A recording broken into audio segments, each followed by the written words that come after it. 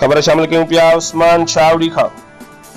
पानी जो सख्त खोट बरकरार बावजूद भी सब डिवीजन टंडो आडम मां निकरंदड़ भोफार शाख जो पानी इरिगेशन अमलदारन वाराबंदी ए रूटेशन मुताबिक आबादगारन के पानी मुहैया करे रहा है, जैसे आबादगारन में खुशी की लहर छायल। आबादगारन जो वधिक चवण है त इरिगेशन अमलदारन पारा पानी की रोटेशन मुताबिक चालू करण एक खुशियाईंदा अमल है, जैसे असां आबादगारन की आबादी फसल मुतासर थियण खां बचायो है।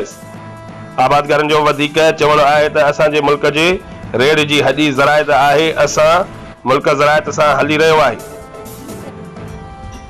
आबादगारन के फसलन के वक्त सर पानी मिलंदे मुल्क में खुशहाली ईंदी ए आबादगारन समेत हर गरीब हारी नारी मजदूर तबके में खुशहाली ईंदी।